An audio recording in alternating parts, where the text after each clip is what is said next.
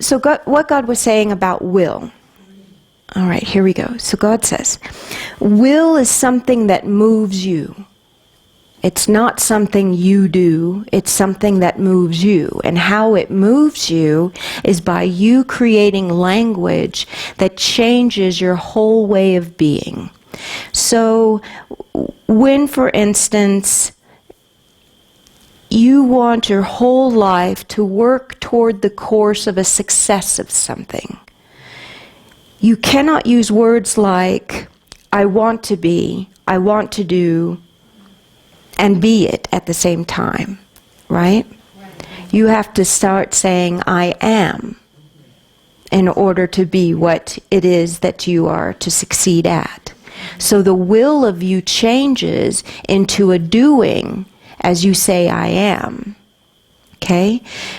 The movement that's moving you is the will of being. The will of being is what created all things. I know this isn't what we said, but this is segueing into now what is going to be our talk tonight, which is the nature of the I am. Well, yeah, I'll turn my light on. I'm not going to go over there. No, the skirt's too short. And last time, no, I'm fine. Last time I looked at the video later, and you could see my Spanx. Your what? Spanx. For those of you who know what Spanx are, God's greatest gift to women in our era, Spanx. I watched that video. Well, I cropped them out. I cropped it out. I'm like, not. But I mean, people in the audience would have had to have seen it. So thank you for not telling me that. Those of you who were kind enough to not see that. We're going into now the I am principle, and how the nature of what am I is constructed in the will of being. So when you ask yourself, what am I? Ask yourself in your mind right now, what am I?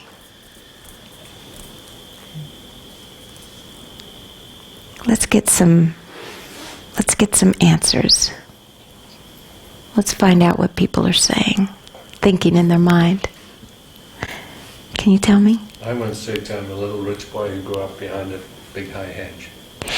Ooh, that's really poetic. I like that. A little rich... Do we have another microphone? We do. A little rich boy who grew up behind a big high hedge. Okay, I got it. Now I've heard you. And cute as a bug's ear he is. Cute as a bug's ear. Who else? I am a perfect child of God. Oh my gosh, you just gave the answer away. Because that is the answer. I am a perfect child of God. And you know what? Just the other day was the first time that I figured that out. Because I knew I was going to have to do this topic, so I thought, well, I better figure out my own question to that. And that's when I said, I'm a child of God, and I felt this bingo from the being, the great being. But what's beautiful about your answer is that you demonstrate how people see themselves in the world all the time. They think of themselves as a construct of what they've been in this world. For some people, it can be a construct that started when they had their first trauma. For some people, it's a construct that began when they were born, and then when they look back at the birth of them, that's what they see as what they are, forgetting all the great achievements that you've ever had in your life that could just as easily be the construct of what you are. But the child that you were that began this life is the child that first understands what I am is. So the I am principle is always creating itself with an understanding of what it is in the construct of being. So at any moment that you have a new way of being, you could be a new I am. I am happy, I am strong, I am singing, I am a song. These I ams are just the structure of the now, though. They aren't the totality of the being forever and ever and ever.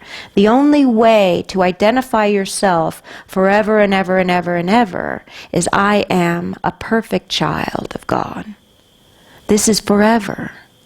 And what this does for you is at any moment that you feel lost, not knowing which direction to turn, or not knowing who you are at all in comparison to the people who are in the room you're in.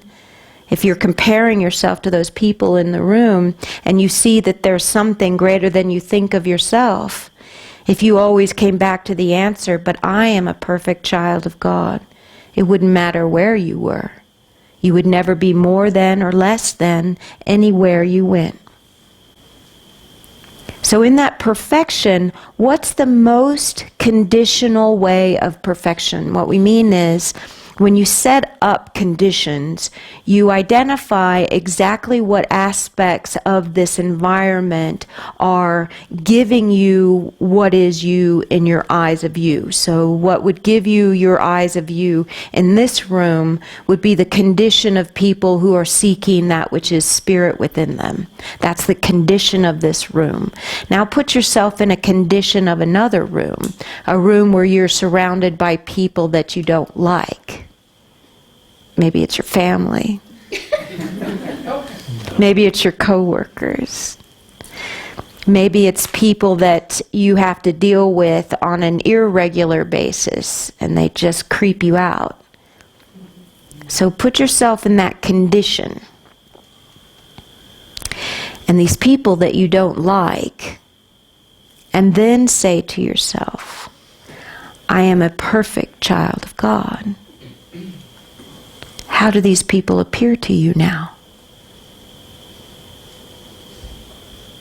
Perfect children of God. I have a question about that. If you know that you are... Hang on a second, sweetie. Because when we record these questions are so brilliant. I don't want to miss out on it. I just wish I had another camera pointing back at everybody, so it's always just trained on me. So my question is, if you, what? Oh, I'm sorry. So my question is, if you know that you are a perfect child of God and you're interacting with people who are also a perfect child of God in a different scenario, but you don't choose what they choose, but they keep trying to have you choose what they choose. And you say, I've said this, I don't choose that, but it still keeps coming. What you're really asking is you don't agree with what they're doing, right? And in that disagreement, you are unattaching yourself to their behavior, but they keep reattaching it to you so that you are like us. You are like us. Does that feel right? Yeah, but Okay, that's just them putting you in their company. You are like us. You are one of us. But that's their identifying themselves as something other than perfect children of God. They identify themselves in some particular way that you don't agree with. Do you know how to maybe identify that? Would you be able to? To identify what they're identifying with? Mm-hmm.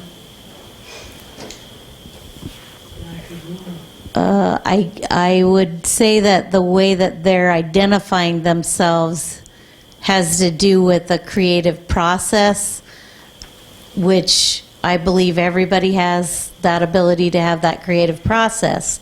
It's just some people will choose to create one way and some people choose to create something different. Can you be a little more specific without giving anybody away? Well, let's see. I don't know how to without giving someone away, so I wouldn't want to do that. So what I think you're trying to demonstrate is how the inner being that is the greatest way of you is being put in a room where you are forced to be smaller, right? Yes. How do you be the greater way of you in a room that has a condition of reducing you? Yes. It's a very good question, and that's my question. Yes. So whenever there is a reducting going on, it's really just a perception of these people don't know me. And not only do they not know me, they could never appreciate the me that is in the world. And if they can't appreciate me, I am terribly uncomfortable being among them, and I certainly don't want to have a conversation with them because it could cause a fight. Me fighting for who I am, or them fighting for who they are because of what I recognize in them that they are not. Right? Absolutely. So here's how you do that. You surrender to it. You surrender to it. You say, God, I know I'm in a place where these people could easily eat me alive if I were to open my mouth and say what it is I wish I could say. And even if I can't say what I wish I could say, how can my heart be bigger so that what they draw from me is the greatest of me, and I bring them to a higher level as a result of my being present in this room?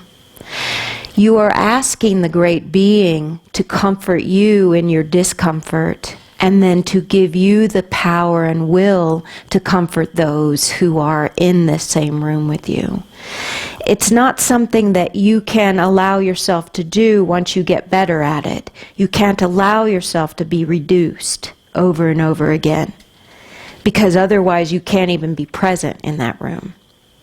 But if these are people whom you care about, people who are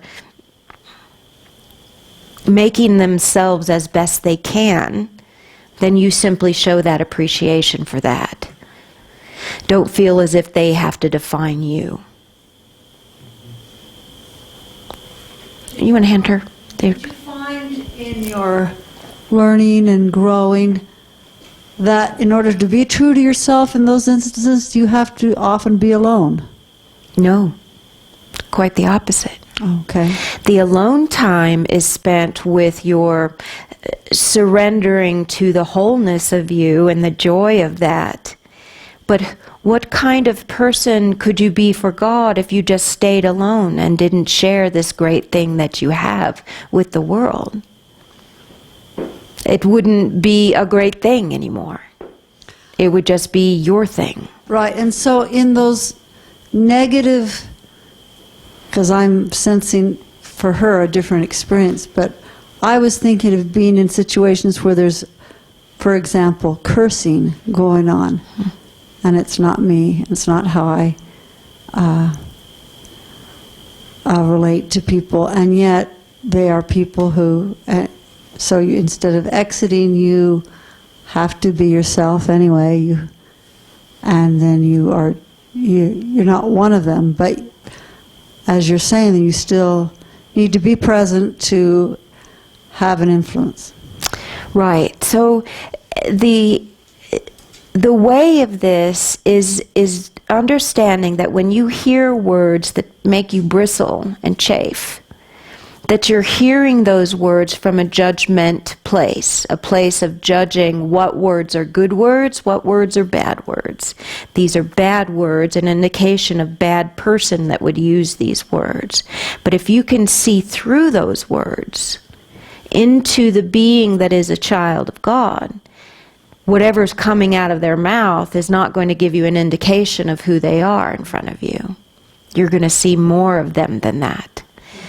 Sondra has a very difficult time with fundamentalists because there are many of them that know God, that hold God precious. They may have a relationship with Jesus or a relationship with God, but yet they insist on certain language. That's fundamentalist language, that if they heard her speaking, they would call her blasphemer, or they would call her some form of false prophet. And one of the things that wounds her more than anything from old wounds is when people believe in hell. And they think that people who are false prophets not only are going to their own hell, but they're bringing others along with them. And this is a powerful place within Sondra's growing up that she has to undo every time she's in the company of these people. So she keeps her mouth shut so that they don't attack her. The wolves can be quite loud in their dissatisfaction. The wolves who come along and eat at the very part of you that is tender and warm are the wolves that are actually inside of you. They aren't outside of you. Those wolves that are eating at your kindness are the wolves that have bad language. You see? Because it's coming into your being as they are cursing. It's coming into your being. And in your perception of this dark way of being, your way of loving gets eaten alive. So what you're going to have to learn how to do is see into your own desertion. Is it desertion? Is that the word? No. Disgust. See into your own disgust and release it. Disgust. Gust of air. Disgust. Because when you feel like this, it's because you can't breathe when they speak in that way. It turns your breathing off. So you have to release that connection from bad language, from breath. Breathe into that, and in that breath, breathe out the smile of God through your eyes. That's the surrender. Right? That is the surrender. Mm-hmm.